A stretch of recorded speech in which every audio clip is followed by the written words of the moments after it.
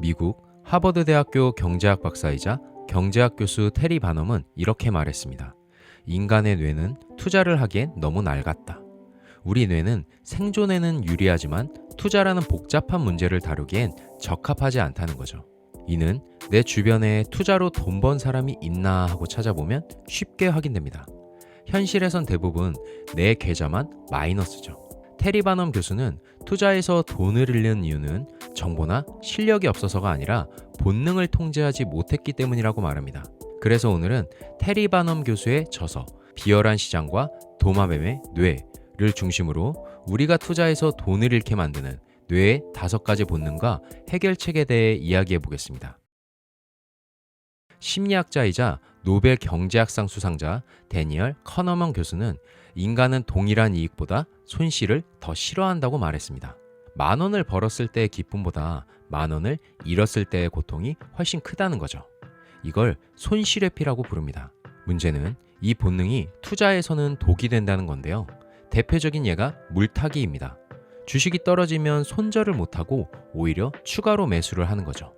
평균 단가를 낮추면 심리적으로 덜 손해본 기분이 드니까요. 하지만 이건 결국 더 큰 손실로 이어질 확률이 높습니다. 해당 종목에 대한 분석 및 확신이 없다면 그냥 자기 위안일 뿐이니까요. 주식계의 레전드 제시 리버모어 또한 가장 후회되는 행동 중 하나가 물타기라고 말했죠. 그래서 우리는 이 본능을 원칙과 시스템으로 막아야 합니다. 손절 원칙을 미리 정해두는 거죠. 예를 들어서 주식 프로그램에 마이너스 10%가 되면 매도, 이런 기능을 걸어두는 방식으로요. 그럼 손실회피의 개입을 줄일 수 있죠. 실제 주식 고수들은 이런 말을 많이 합니다. 제때 손절한 사람이 살아남는다.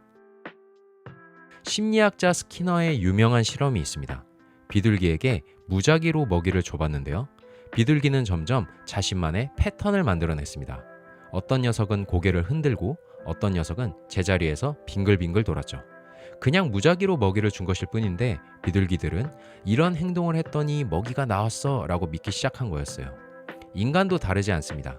끊임없이 패턴을 찾으려 하죠. 역사적으로 9월엔 하락장이야. 장단기 금리차가 역전되면 경기 침체가 온다. 하지만 시장은 절대적인 패턴으로 움직이지 않습니다. 항상 확률적으로 움직이죠. 2023년만 봐도 장단기 금리차가 역전되었는데 경기 침체는커녕 주식은 폭등했죠. 이때 경기 침체가 온다고 하락에 베팅한 사람은 대부분 손실을 입었습니다. 저도 그중 하나죠. 우리는 투자의 일정한 패턴은 없다는 것을 인정하고 리스크를 분산해야 합니다. 분할 매수 또는 일정 수준은 항상 현금을 보유해서 다양한 확률에 대비해야 하죠. 워렌 버핏도 말했잖아요. 예측하려고 하지 말라고요. 매슬로우의 욕구 5단계를 보면 3단계는 소속의 욕구입니다. 인간은 집단에 속해야, 즉 대세를 따라야 안심하는 동물이라는 거죠. 뉴스에서 외국인이나 기관이 산다고 하면 우리도 따라 사고 싶잖아요. 점점 심해지면 소위 포모, 놓칠까봐 두려운 마음이 생기고요. 하지만 테리 바넘 교수는 이렇게 말합니다. 모두가 사랑하는 주식의 말로는 하락뿐이다. 외로워야 돈을 번다. 실제로 전기차가 대세일 때 루시드 같은 스타트업 회사가 대기업인 포드보다 시총이 높을 정도로 인기가 높았죠. 하지만 결국 주가는 대폭락했습니다. 물론 남들과 다르게 간다는 것은 불안하고 고통스러운 일입니다. 하지만 투자에서 돈을 버는 사람은 남들이 외면하고 던질 때 묵묵히 버티는 사람이잖아요. 그래서 우리는 확신이 있는 종목이라면 공포에도 투자할 수 있는 원칙을 세워야 합니다. 생존 편향은 쉽게 말해 성공 사례만 믿는 현상입니다.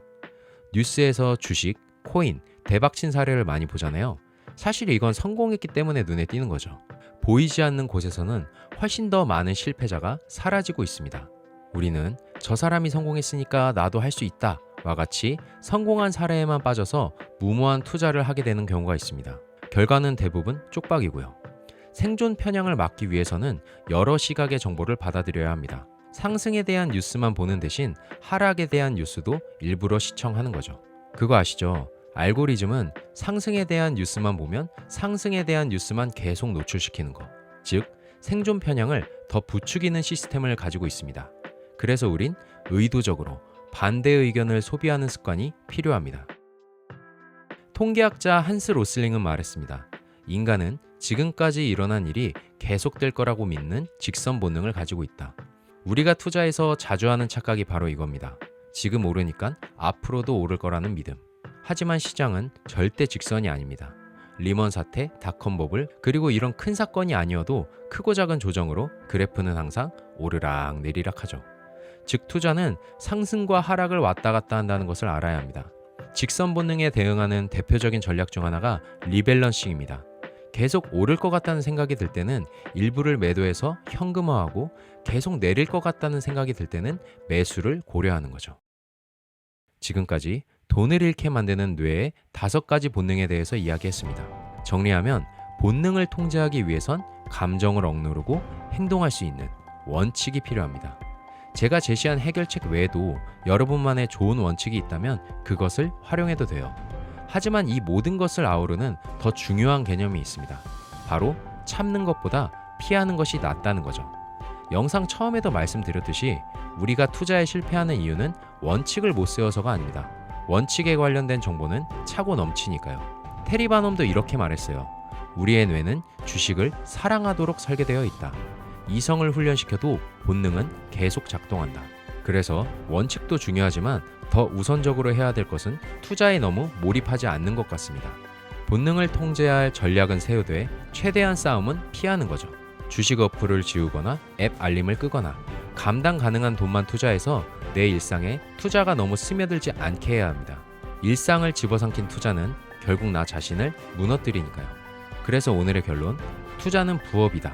원칙을 세우되 본업에 끼어들게 하지 말자. 오늘의 영상은 여기까지입니다. 영상이 도움이 되셨다면 구독, 좋아요, 알림 설정 부탁드립니다. 감사합니다. 깨달음맨입니다.